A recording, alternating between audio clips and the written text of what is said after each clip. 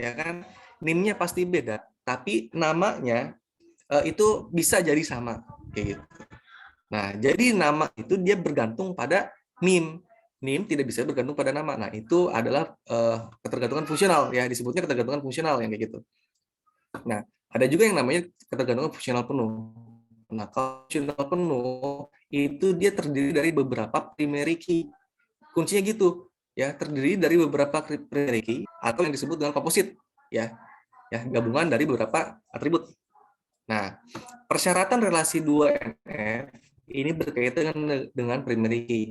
Harus tentukan terlebih dahulu primary key dari relasi yang pertama. Nah, makanya kita tentukan dulu primary key-nya yang mana. Nah, ini primary key adalah nomor faktur dan kode barang untuk yang kasus ini, ya. Untuk yang kasus ini adalah nomor faktur dan kode barang. Nah, ini dia kode barang, nomor faktur. Nah, kalau ini penulisannya untuk yang primary key itu ada di kiri semua, gitu. Ya, untuk primary key yang ada di kiri semua. Kalau yang tadi, nah mana? Nah, ini seperti ini. Ini nggak ada di kiri semua, ini nggak masalah. Yang penting jelas nanti tuh ada panahnya.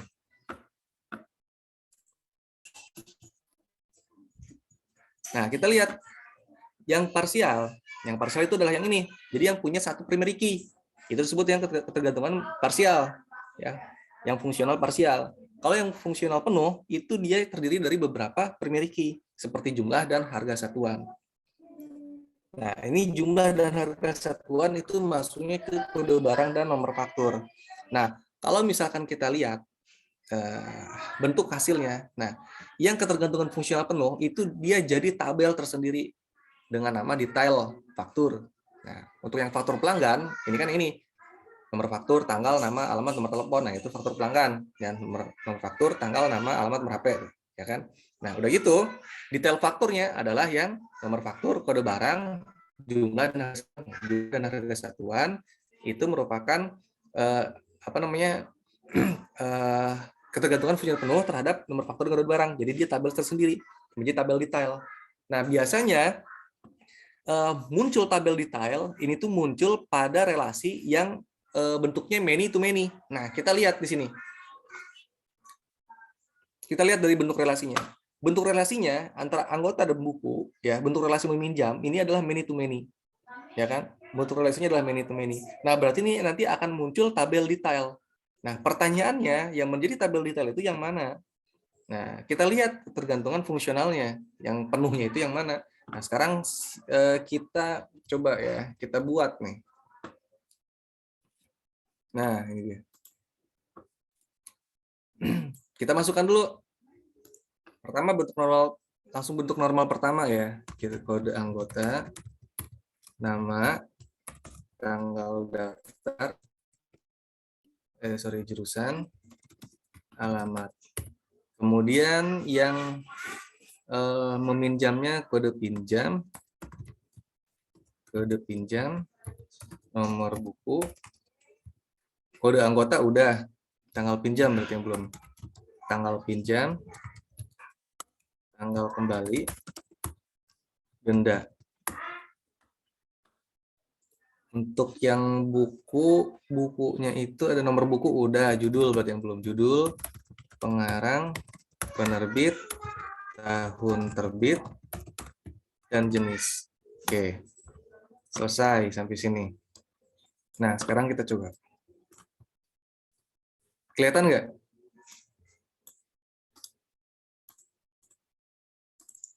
Kelihatan, Pak. Oke ya, kita lihat. Ini adalah bentuk normal pertama. Ya, saya langsung bikin ya, jadi nggak lewat yang UNF. Kalau UNF kan bentuk tidak normal. Kalau bentuk tidak normal kan kita masukkan semua, ya.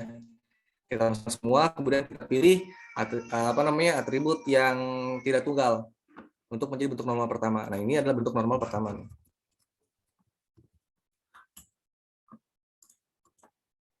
Ini adalah bentuk normal pertama.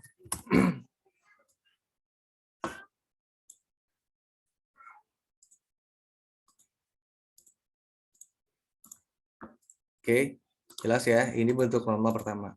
Nah, sekarang kita masuk ke bentuk normal kedua. Bentuk normal kedua, kita tentukan primary key-nya dulu. Yang jadi primary key itu yang ini ya, 1, kode pinjam, nomor buku. Saya bikin tebal deh, biar jelas. Kode anggota, kode pinjam, nomor buku. Nah, ini adalah bentuk normal, bukan bentuk normal kedua, ini belum nih. Ini baru saya rapihin. Ini kita coba biar jelas, kita giniin aja.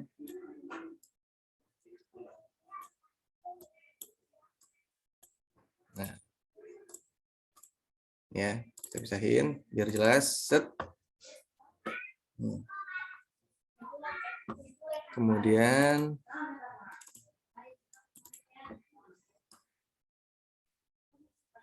nah, sekarang kita lihat. Kita tentukan yang tergantungan secara transitifnya dulu. Nomor buku itu kan ini, ya. Nomor buku nih, nomor buku. Ini kan masuknya ke yang buku-buku nih. Nah, mulai dari judul nih. Mulai dari judul, pengarang, tahun terbit. Oh, sampai ke jenis. Satu lagi belum.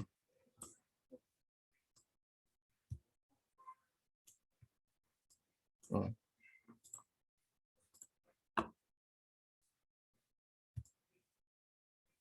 Ya. Ini.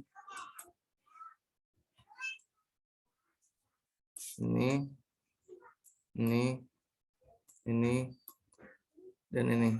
Oke. Yang pertama. Nah, sekarang yang kedua. Yang kedua itu yang anggota. Anggota tuh yang ini. Kode anggota. Oh, ini lebih baik.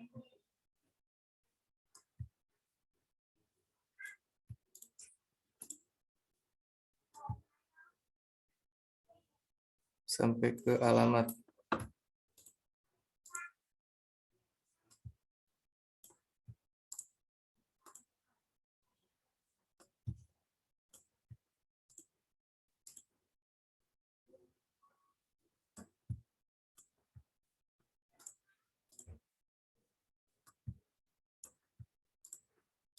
Nah.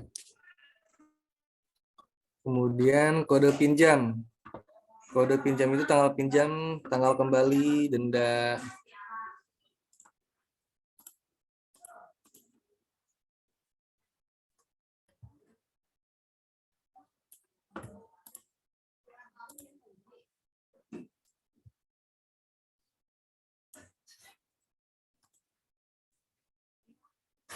Ups.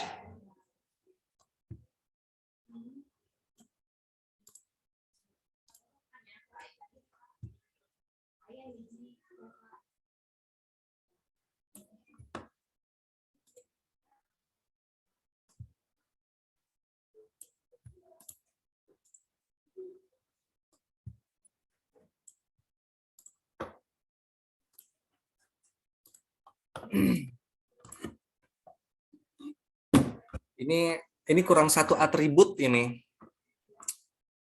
Ini seharusnya di relasi meminjam ini ada atribut jumlah buku ini. Harusnya ada atribut jumlah buku itu.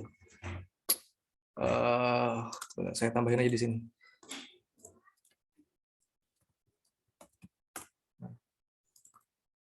Harusnya ada atribut jumlah buku.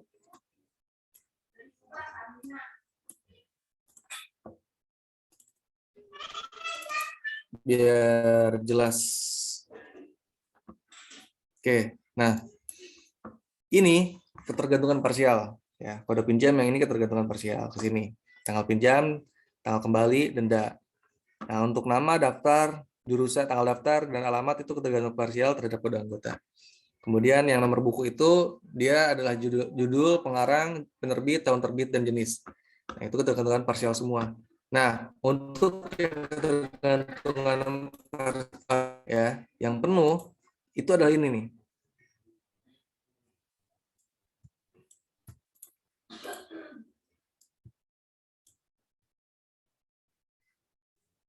Kode pinjam.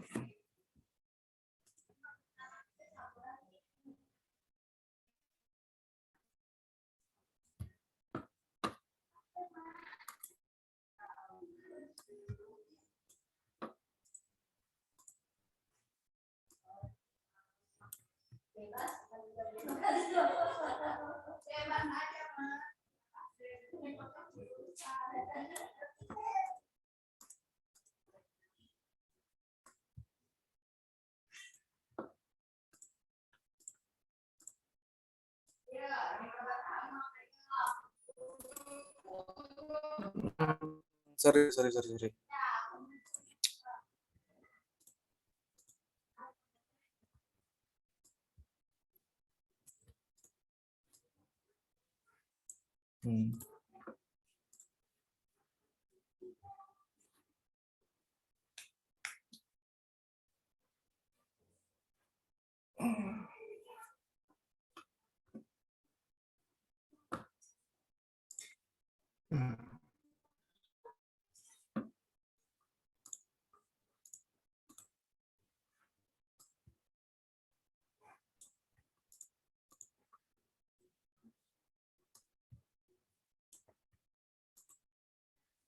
Nah, seperti ini.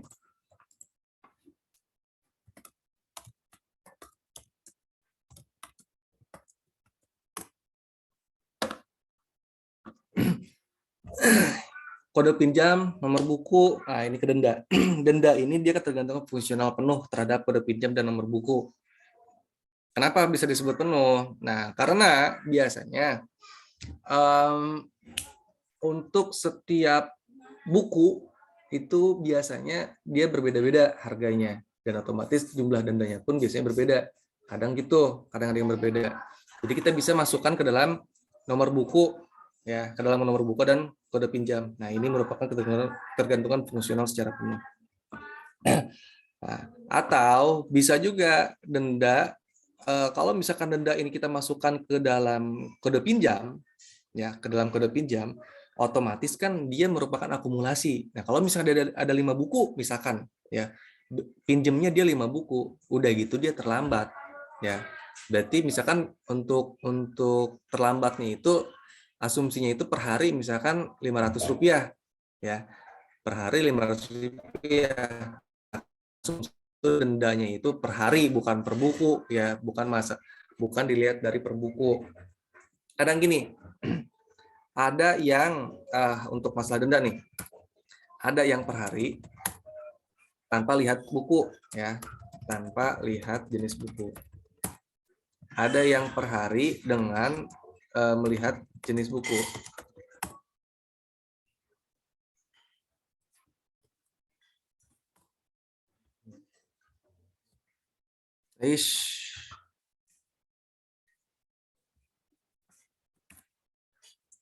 Nah, ada yang per hari tanpa melihat jenis buku dan ada yang per hari dengan melihat jenis buku. Nah, kalau misalkan asumsinya per hari tanpa melihat jenis buku, nah misalkan Rp500, dia pinjem berapa? Pinjemnya itu 3 hari, ya, pinjemnya 3 hari. Pinjemnya 3 buku, pinjemnya 3 buku. Dia telat 1 hari. Nah, otomatis perhitungannya 500 dikali 3, kan gitu. Jadi 1.500 total dendanya, ya kan? Nah, 1.500 ini adalah total denda, kan gitu. Kalau misalkan denda ini, atribut denda ini adalah total denda, ya, dalam artian total denda, jadi total keseluruhan, tapi namanya itu nama atributnya denda, bukan total denda, ya. Maka 1.500 ini nempel di sini, ini bisa ke dalam yang kode pinjam, ya, bisa nempel ke dalam kode pinjam. Nah, tapi kalau misalkan denda ini merupakan denda yang apa namanya per buku, ya, bukan total dari keseluruhan. Ya, jadi ada denda, ada total denda, ada denda, ada total denda. Nah, kalau denda ini masuknya adalah per buku, berarti ada total denda, kayak gitu. Ya, misalkan asumsinya seperti itu. Nah, berarti otomatis dia misalkan bukunya ada 3, misalkan buku A, buku B, dan buku C. Nah, maka di sini kan dendanya adalah 500, 500, 500. Kan gitu. Nah, si denda ini, ya, 500 ini ke buku A, tapi kita lihat di kode transaksi yang mana, di kode pinjam yang mana. Misalkan kode pinjam K01. Ini K01, K01. Nah, gitu.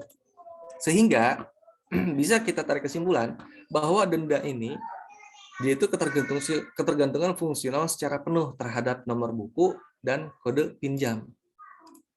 kayak gitu. Misalkan ini B01, ini B02, ini B03. Nah, untuk total denda, ini kan di sini kan tidak ada total denda, ya. Di sini kan tidak ada total denda nih, ya kan cuma ada denda doang. Nah, denda ini adalah masing-masing perpu. Nah, terus gimana dong untuk menentukan berapa total dendanya? Nanti kita bisa melakukan sebuah query nanti. Ada query menggunakan select, ya, pakai DML, data manipulation language. Ini tinggal gini aja, select bintang, select if null sum, misalkan denda 0 from, nah di sini kan jadi tabel detail nih, ya, misalkan from detail pinjam, where, nah ini dia, where kode pinjam sama dengan 001, misalkan K01. Nah, seperti ini nanti perintahnya. Nanti ini akan menjadi sebuah total denda. Kayak gitu. Jadi kita bisa mengetahui total denda dari dari kode pinjam. Dari kode pinjam yang ingin kita cari. Kayak gitu. Jadi yang ketergantungan fungsional secara penuh adalah denda. Ya. Jadi denda ini nanti masuknya ke dalam tabel detail. Kayak gitu. Sehingga ya kesimpulannya untuk nah ini dia. Pertama ada anggota, ya. Ada anggota dengan itunya adalah ini nama. Nah,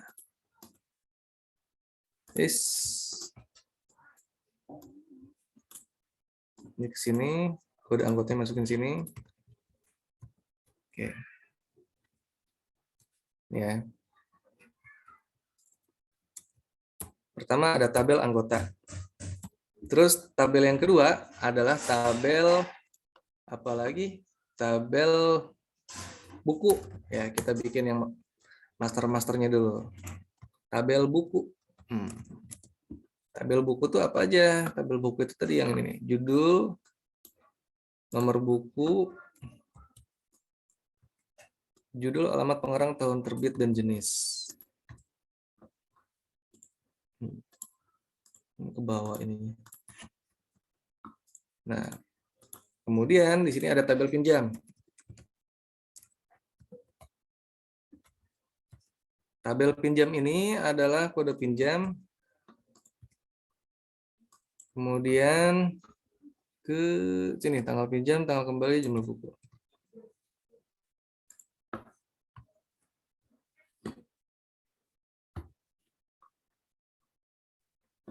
Kode pinjam ini kurang satu ini.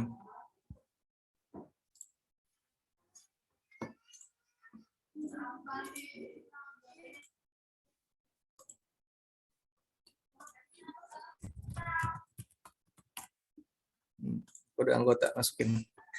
Kode anggota ini jadi foreign key. Kemudian pinjam detail atau detail pinjam, Detail pinjam itu adalah kode pinjam, nomor buku, dan yang terakhir adalah denda. Nah, seperti ini. Jadi ini ada 4 buah tabel. Ya. Kira-kira masih ada yang transitif nggak nih? Nama, tanggal, oh iya jurusan ini ya, jurusan ya. Kalau yang tahap 3-nya, tahap 3 itu kita langsung aja ya. Langsung kopas saja, kita pisahin yang transitif.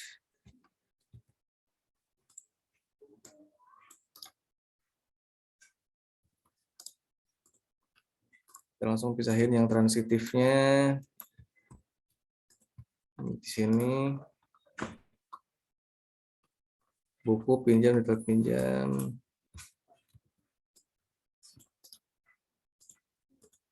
Ini ada jurusan.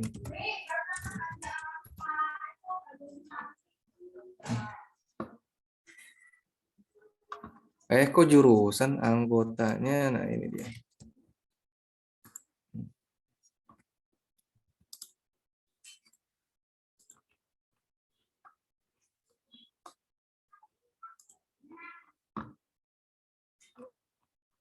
Memang di sini, oh ya, anggota ada jurusan ya. Oke, ini jadi jurusan ini kita pisahin. Ups, di mana ya? Mana? Oh, ini.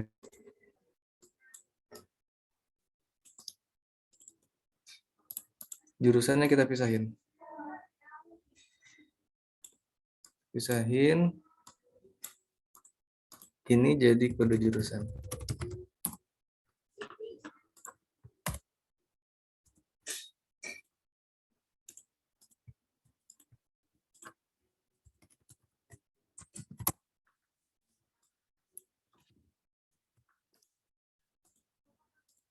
Nah, jadinya seperti ini.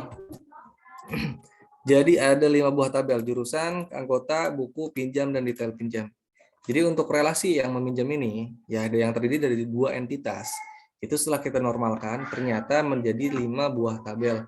Yang pertama adalah tabel jurusan, kedua adalah anggota, yang ketiga adalah buku, yang keempat adalah pinjam, dan yang kelima adalah detail pinjam. Nah, kok jurusan bisa muncul lagi di sini? Nah, karena di dalam entitas anggota ini ada jurusan. Tadi kan di sini kan ada juga nih jurusan. Tuh, jadi jurusan kan. Ya, cuma jurusan ini kita masuknya ke mahasiswa tadi, ya kan, bukan ke anggota di sini nih. Nah, NIM, nama, jenis kelamin, jurusan, status, alamat. Nah, ini kan masuknya dia ke yang mahasiswa, ya, ke yang mahasiswa, bukan yang ke yang anggota tuh. Tapi maksudnya ke yang NIM untuk jurusan ini. Nah, sehingga di sininya tuh jurusan ini kan dia tetap sebutnya tergantung transitif dia, karena kan dia sisipan. Ini kita bisa keluarin. Tuh, ya kan? Jadi kode jurusan. Ini masuknya kode jurusan ini sebagai primary key, sebagai foreign key di sini.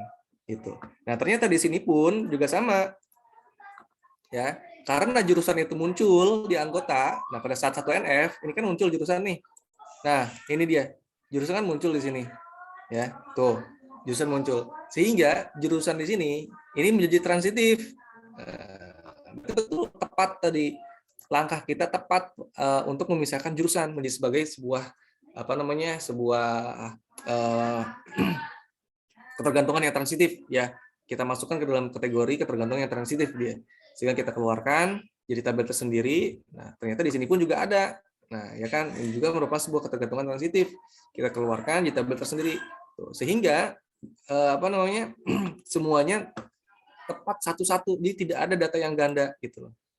Di anggota nggak ada jurusan, di mahasiswa nggak ada jurusan, yang adanya kode gitu. Sehingga kalau misalkan nanti kita melakukan penambahan, penghapusan, dan juga melakukan modifikasi, itu tidak akan mempengaruhi ke dalam tabel jurusan. Jadi jurusannya tetap ada kayak gitu. Jadi tidak akan ada anomali pada saat kita akan mengupdate, ya, baik itu menambahkan, baik itu menghapus ataupun memodifikasi.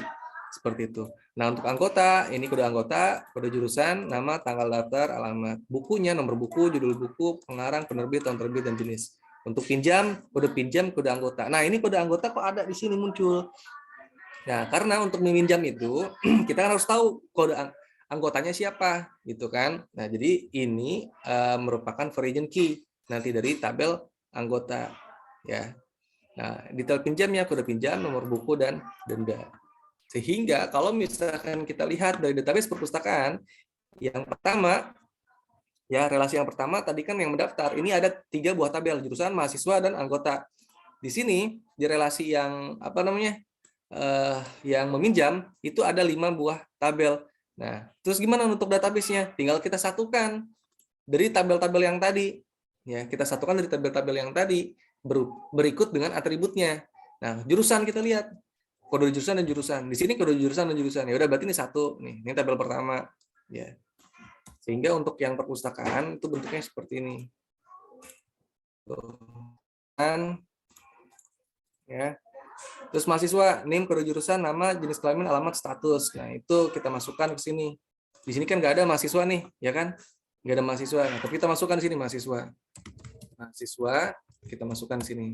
Isinya adalah NIM, kode jurusan, kemudian nama, jenis kelamin, terus alamat dan status. Nah, terus udah gitu anggota.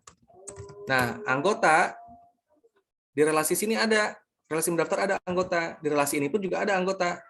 Tuh, ya kan, kode anggota, kode jurusan, nama, ini nih, nama sama alamat nih. Ini transitif ini. Nama, alamat, ini transitif, ini harus kita keluarkan. Nah, ini jadi name. Di sini muncul name.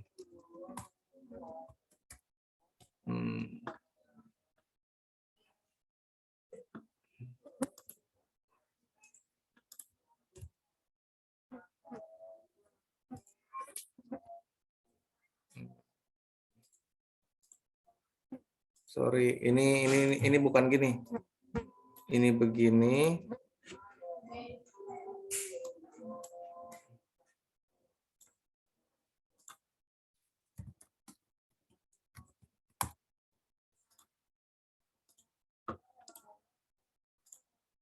Nah, harusnya begini. Yang tadi salah ya.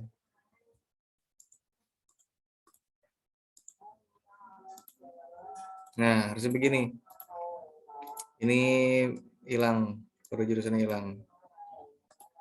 Nah, harusnya begini. Kode anggota name sama tanggal daftar. Awalnya kan dia kode anggota, tanggal daftar sama jurusan kan ya. Nah, jurusannya kita keluarin, kita ganti jadi NIM. Jadi itu masuknya ke yang mahasiswa.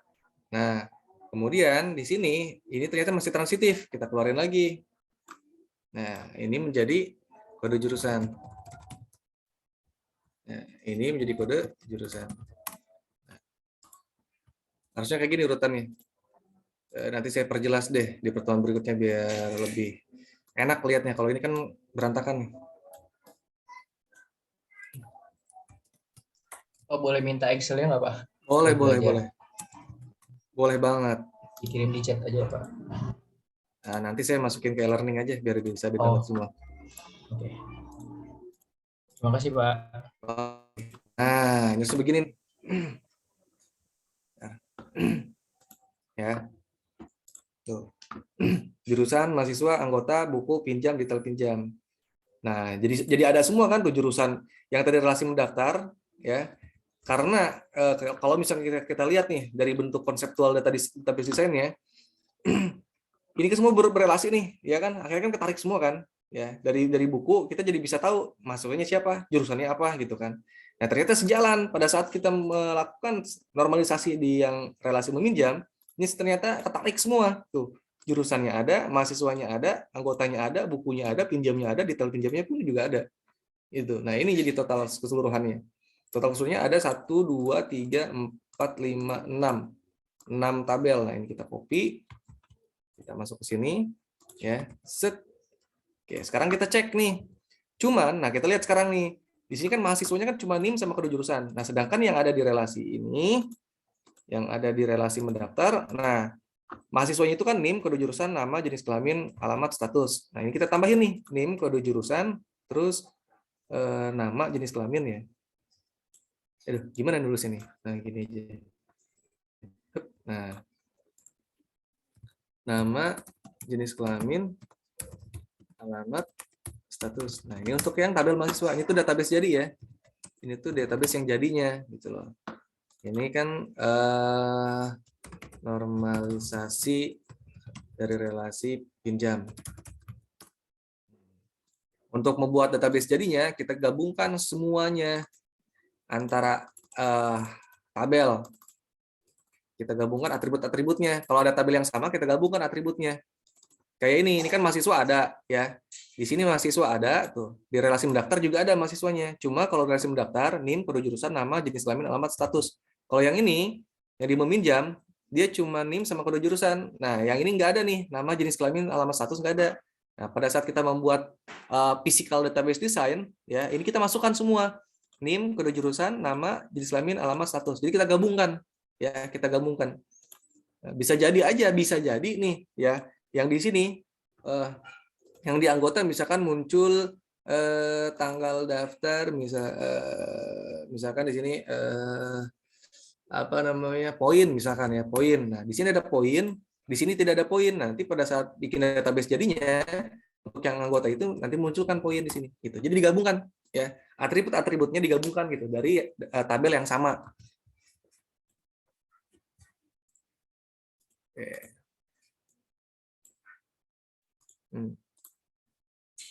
Mana grid.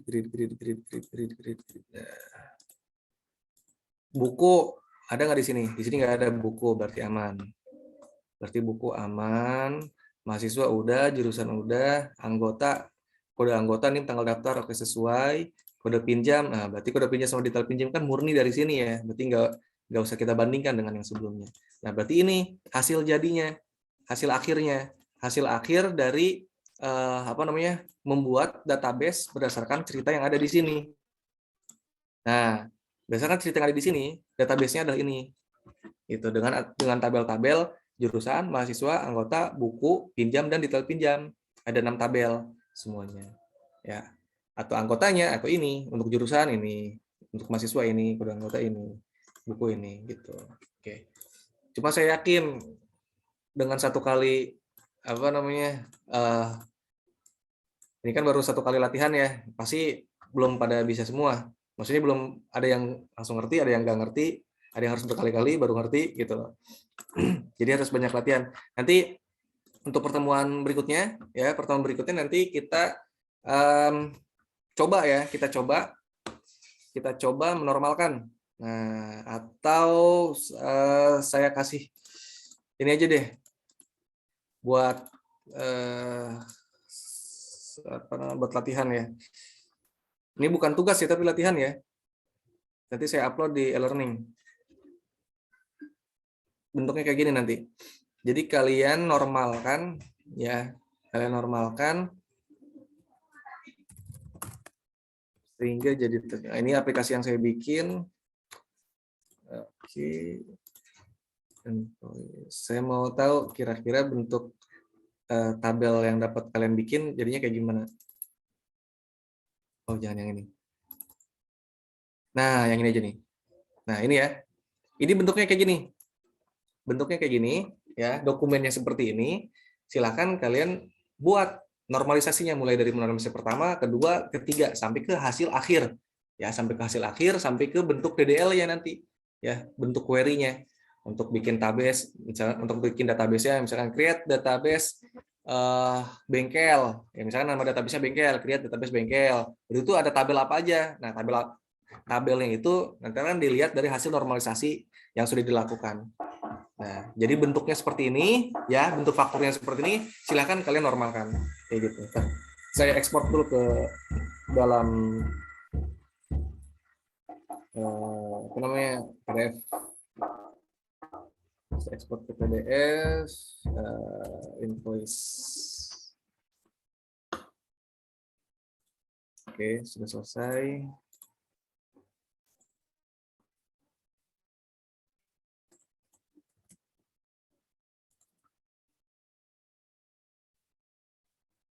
Oke.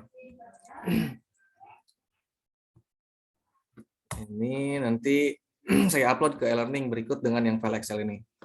Ini buat latihan doang kan Pak ya? Iya, latihan doang. Enggak. Okay. Cuma buat latihan doang. Nanti minggu depan kita bahas ya. Minggu depan kita bahas. Jadi biar matang banget gitu. Udah gitu baru kita fokus setelah ini selesai, nanti baru kita fokus ke dalam query ya. Jadi mulai kita praktek langsung oprek ke database-nya gitu.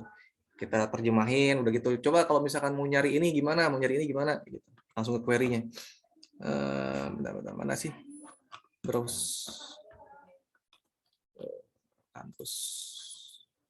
Tes.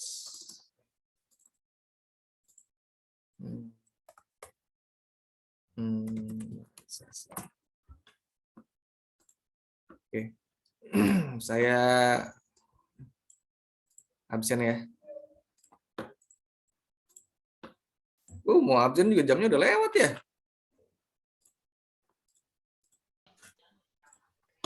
Udahlah, hari ini saya kasih bonus deh. Saya kasih bonus hadir semua. Oke, Pak. Terima kasih. Iya, sama-sama. Oke, ada yang mau ditanyakan sebelum kita tutup?